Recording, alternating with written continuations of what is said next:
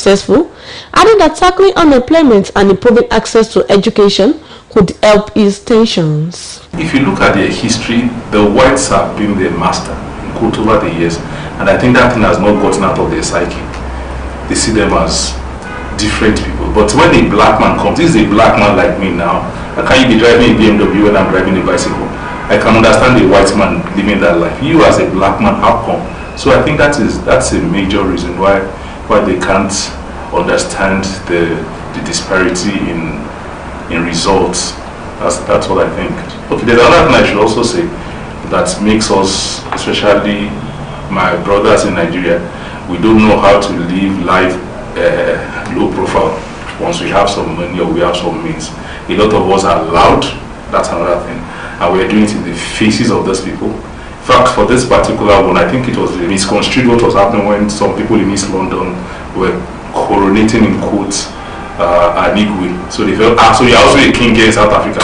No, we're suffering, and these people come around, they even want to take over our land. And when they hear land in South Africa, they protest like, the rate at which they protest is just like it is in their blood. Before you know it's their house and they are tourists. So immediately they saw that some people are coronating a king, and those folks are not coronating a king. They said, how can you be a king in South Africa? So that was what started this set of xenophobic attacks. In a similar vein, security expert Dr. Shola Ishola condemns the attacks, stressing that African nations once supported South Africa during the apartheid era and deserve mutual respect. He warns that continued violence could strain diplomatic relations and negatively impact South Africa's economic interests across the continent, urging authorities to take decisive action. There are implications because, one, it will negatively affect African solidarity. The kind of support that Africans are giving to South Africa is going to be diminished. And South Africans also have investments in other African countries. There are citizens of South Africa also in other African countries. If the principle of reciprocity is to be exerted on them, it will not be good on South Africans at all. And I think their leaders have a lot to do with this. Their leaders should find a way of curbing their citizens from humiliating and exerting violence on other African countries. Otherwise, African countries may also begin to reciprocate by exerting diplomatic pressure on South Africa if their governments are reluctant to do anything to curb their citizens. Both analysts describe the situation as a wake-up call for Nigeria to strengthen its economy and create more opportunities for its citizens, thereby reducing the pressure to migrate in search for better prospects. The renewed attacks have once again raised critical questions about African unity and safety of migrants within the continent. Oluyole, BCOS News. The House of Representatives today witnessed a wave of defections as no fewer than 17 lawmakers formally announced their exit from the African Democratic Congress ADC to the National Democratic Congress NDC during plenary, citing internal crises within their former party. The defectors, who cut across Kano, Anambra, Lagos, Edo, and Rivers states, read separate letters on the floor of the House attributing their decision to what they described as unresolved crisis from the national to world levels in the ADC. Among those who defected is Yusuf Umar Dati, representing Kura Madobi Garum Malam Federal Constituency of Kano State, who said the lingering instability within the ADC had made it difficult to effectively serve his constituents. In a related development, Leke Abejide, representing the Agba Federal Constituency, also announced his defection from the ADC to the All Progressives Congress APC. Reacting to the mass defections, some lawmakers expressed concern over the growing trend of political realignments ahead of the 2027 general elections. noting that party instability remains a recurring factor driving defections in the National Assembly. The Speaker acknowledged the letters and wished the defecting lawmakers well in their new political parties in line with parliamentary tradition. The development is expected to alter the balance of power among minority parties in the House, particularly affecting the ADC's standing in the lower chamber. The Inspector General of Police, Tunji Disu, has ordered an immediate nationwide audit of arms and ammunition across all state commands as part of efforts to strengthen accountability and prevent misuse of operational assets. This follows a viral video showing officers opening fire on a restrained and handcuffed suspect after a suspicious package was discovered. Following the outcry over the video, 4 Nigerian police officers, led by ASP Nuru Usman, were dismissed from service and their case files were transmitted to the office of the Attorney General of the Federation. Speaking during a meeting with senior officers in Abuja today, IGP Diso mandated commissioners of police to conduct a comprehensive, transparent and properly documented stock-taking exercise with detailed reports to be submitted to the force headquarters within a stipulated time frame. Speaking on the extrajudicial killing, the IG described the incident as unlawful and a violation of professional standards. The Inspector General of Police, Olatunji Disu, has directed commissioners of police to hold regular town hall meetings with key stakeholders and share their contact details with community leaders to improve accessibility and engagement. Meanwhile, the Inspector General of Police, Olatunji Disu, has announced a major operational reform within the Nigeria Police Force, with the creation and nationwide deployment of the Violent Crime Response Units (VCRUs), replacing the Special Weapons and Tactics SWAT teams. IGP Disu disclosed this today during an emergency meeting with commissioners of police and senior officers at the force headquarters, stating that the newly established VCRUs would operate across all the 36 state commands and the Federal Capital Territory. He explained that the units, which evolved from the now defunct Special Anti-Robbery Squad (SARS) structure, will be under the direct supervision of state commissioners of police, who will bear full responsibility for their conduct and operational outcomes. According to the IGP, the VCRUs have undergone intensive training in tactical operations, intelligence gathering, human rights compliance, and rules of engagement. He emphasized that the units would rely strictly on credible intelligence and not be deployed arbitrarily. The Nigerian police force has arrested 6 suspected kidnappers and rescued several victims in Kaduna State, following what it described as a major operational breakthrough. According to a statement issued today, the force public relations officer, DCP Anthony Placid, said the arrest was carried out by the operatives of the Force Intelligence Department Special Tactical Squad on April 3, 2026. He said the suspects are believed to be members of a kidnapping syndicate operating in Kaduna and its environs, with link to criminal crimes in regional forests. Placid added that the operation led to the rescue of victims and exposed the group's involvement in several high-profile abductions. He further disclosed that the syndicate was involved in the abduction of a senior police officer and his son in October 2025. He assured that efforts were ongoing to dismantle the criminal network completely.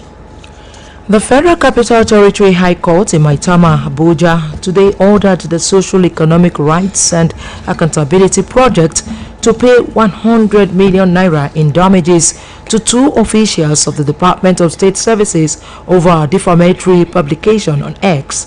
Justice Yusuf Halilu, who delivered the judgment, held that the claimants, DSS officials Sarah John and Gabriel Ogundele, successfully proved that Serap's publication on its official X handle was defamatory.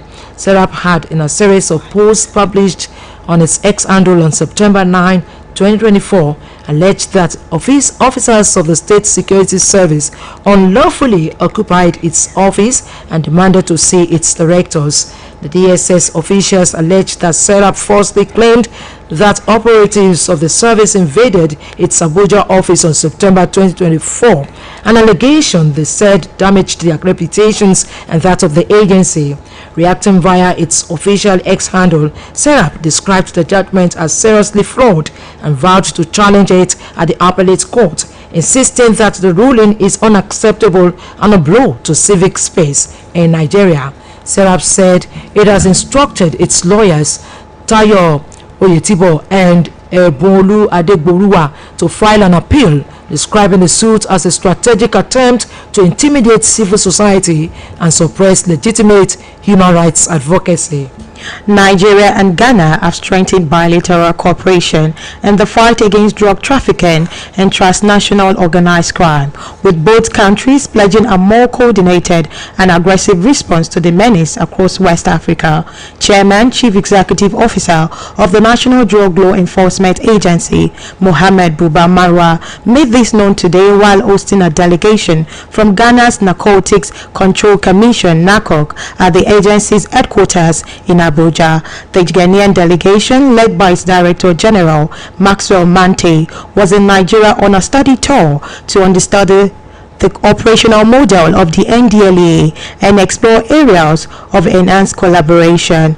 Mara said the renewed partnerships send a strong signal to drug cartels operating within the region, warning that both countries are united in their resolve to dismantle illicit drug networks.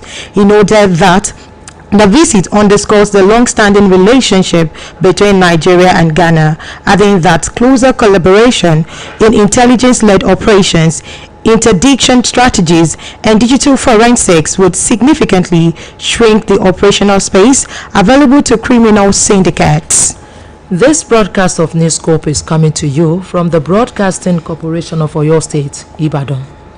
The Oyo State government has stressed the importance of enforcing daily environmental sanitation across the state rather than relying on weekly or monthly exercises. The State Commissioner for Environment and Natural Resources, Honorable Ademola Aderinto, made this known during a press conference marking his first 100 days in office. Details are presented by the Governor's Office correspondent, Olalekan Sulaiman. Addressing a press conference commemorating his 100 days in office, the Oyo State Commissioner for Environment and Natural Resources, Engineer Ademola Aderinto, reaffirmed the government's commitment to enforcing environmental sanitation measures to ensure a cleaner and healthier state. He highlighted some key achievements within his first 100 days in office, including the launch of a whistleblower initiative to report environmental violations, the procurement of waste management equipment such as bins and 2 compactors, and intensified effort to curb open defecation and regulate charcoal production.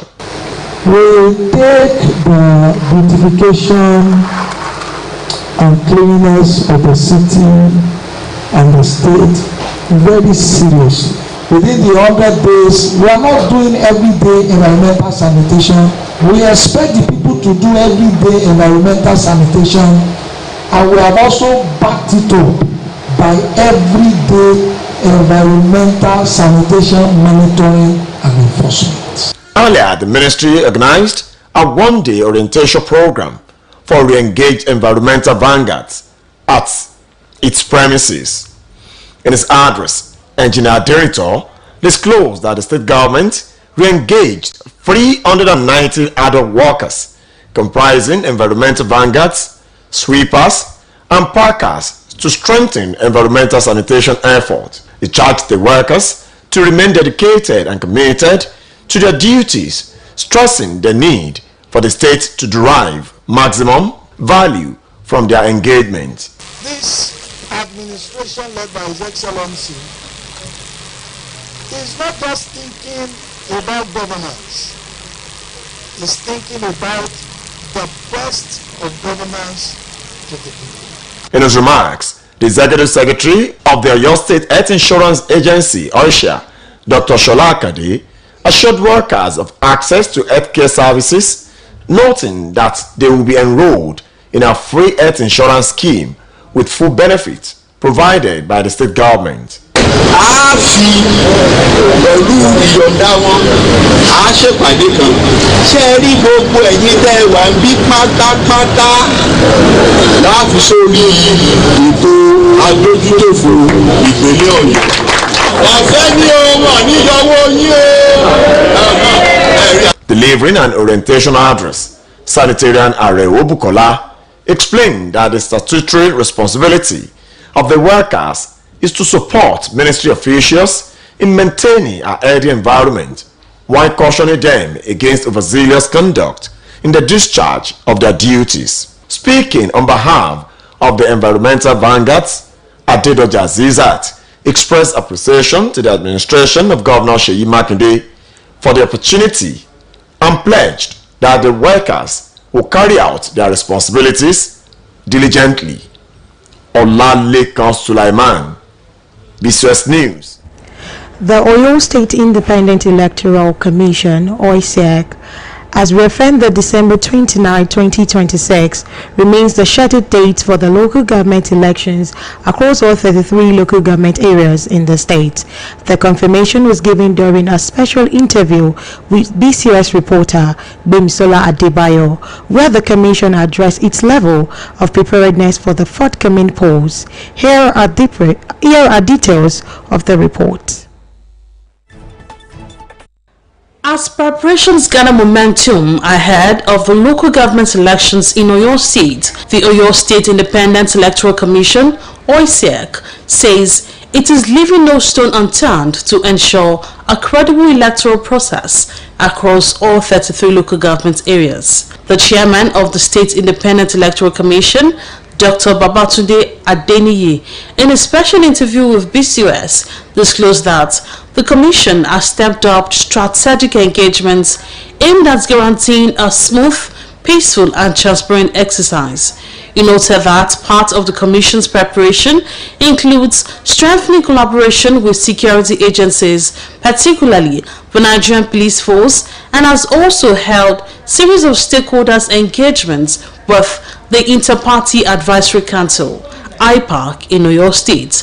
These meetings, he explained, are designed to foster mutual understanding among political parties, encourage compliance with electoral guidelines, and promote peaceful conduct throughout the electioneering period. The new date for the election is now December 29, 2026. INEC has assured us that when the time comes, the list of registered political parties that we have in Oyo State will be handed over to us together with the voters register. It is what we are given by INEC. They are part of the tools that INEC is going to release to us. Going by the meeting that we had with Inter-Party Advisory Council, which is the umbrella of all political parties in Oyo State, we have like 19 of them presently in Oyo State. Addressing concerns about voter apathy, the OISEC boss acknowledged that low voter turnout remains a major challenge. He, however, emphasized that the Commission is intensifying voter education and awareness campaigns to encourage citizens to actively participate in the democratic process. Dr. Babatunde Adeniyi further stressed that measures have been introduced to guarantee a level playing field for all political parties, noting that OISEC will operate within the ambit of the law to deliver elections that reflect the will of the people. Everybody that is concerned with this election, that they are adequately carried along. We ensure that we are going to them, we are talking to them, we are carrying them along so that we let them realize that this state belongs to all of us. If we get it right, it is for all of us. So we have to come together, we have to work together to ensure that we got it right. With months to the polls, stakeholders say sustained collaboration, effective voter sensitization, and security preparedness will be key to achieving a free, fair, and widely accepted local government election in Oyo State. Bimsola Adebayo, BCOS News. Sudan has accused Ethiopia and the United Arab Emirates (UAE) of playing a role in the recent drone attacks on the country, warning that the aggression will not be met with silence. Today, the Sudanese government recalled its ambassador from Ethiopia, accusing Addis Ababa and the UAE of being behind an attack on Khartoum International Airport that forced authorities to suspend operations for 3 days. Sudan's military said it has evidence that 4 drone attacks have been launched from neighboring Ethiopia since early March, alleging that the UAE supplied the drones. To end this station of Newscope, here again are the main points. The House of Representatives today called for urgent diplomatic and economic measures against South Africa following renewed xenophobic attacks that have reportedly claimed the lives of Nigerians. The Inspector General of Police, Tunji Desu, has ordered an immediate nationwide audit of arms and ammunition across all state commands as part of efforts to strengthen accountability and prevent misuse of operational assets. The Oyo State government has stressed the importance of enforcing daily environmental sanitation across the state rather than relying on weekly or monthly exercises. On the foreign scene, Sudan has accused Ethiopia and the United Arab Emirates (UAE) of playing a role in the recent drone attacks on the country, warning that the aggression would not be met with silence. And that's all from Newscope Desk for now. It was packaged by Kende Adeyemi and delivered by Temitope Olubodo and Josephine Oluwabomi. Thanks for listening. Do not forget to tune in for the Yoruba version at 8 p.m. Good evening.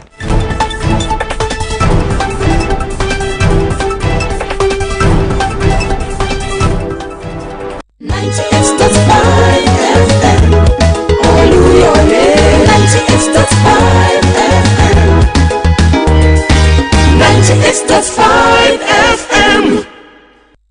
ọ̀rẹ́ ṣe bí rédíò kan là ń gbọ́ ká tó kúrò nílùú Ìbàdàn ṣé wọ́n túmọ̀ sí pé tá a bá ti kọjá tó géètì Ìbàdàn à ní gbọ́ rédíò kankan mọ́ láti ìlú Ìbàdàn ni. irọ́ o àìgbọ́ rédíò kankan mọ́ ti jẹ́. ìwọ náà gbọ́ bó ṣe ń dún.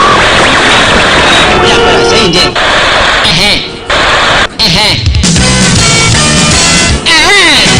ṣọgbọ́n rédíò wo tún lélẹ̀. Olúyọlé FM alóore tètò tìròyìn Olúyọlé FM àgbà tó tágbà á dà láwùjọ iléeṣẹ́ agbóhùnsáfẹ́fẹ́ tó tẹ́yìn erin fan. Olúyọlé 98.5 FM kọjá rédíò ẹlẹ́kùnjẹkùn tẹ́ kọjá tó géètì Ìbàdàn tẹ́ ní gbọ́mọ́ bẹ́ẹ̀ ṣe ń gbọ́ wa níkànnì bàbá Olúyọlé 98.5 FM lẹ́tùn máa gbọ́ wa lókè ògùn FM 96.3 àti ajílété FM 92.1. kódà ẹ tún lè gbọ́ wa lórí ìtàkùn àgbáyé Radio Garden mixlr.com tó fi mọ́ ìkànnì ìbánidọ́rẹ̀ẹ́ Facebook. Olúyọlé FM káàkiri àgbáyé ni wọ́n ti ń gbọ́ wa. ọ̀pọ̀ dúkìá tẹ̀mí ìyá àwọn láyé ìfúnra lọ gbogbo ẹrù mi ló ti bọ́ mi lọ. ẹ̀wọ̀ tẹlifíṣàn fíríjì àpótí aṣọ mi gbogbo wa wá ń bọ́ mi lọ yìí. ẹ̀ẹ́dúgbò náà mi náà lójú dúró lápá kan wọn. ọlọ́run kòtò rẹ̀ mí o. bàbá àtàdọ̀wọ́ ẹ̀yìn náà o èyí lọ lọ náà o ọlọ́run ní bẹ́ẹ̀ kárírù rẹ̀ mọ́ o ẹ̀yìn náà ibi tẹ́ ẹ kọ́ létí yìí ọ̀dà o ìwékù náà sì máa gbọ́ ẹ má kọ́ létí tí omi ẹ má kọ́ létí ojú àgbà ẹ sì tọ́ fún àwọn ọmọ yín kí wọ́n má dànù sójú àgbà mọ́ èèkan tí ń fa omi ya lẹ́wà nù ọlọ́run ní bẹ́ẹ̀ kárírù eléyìí mọ́ o.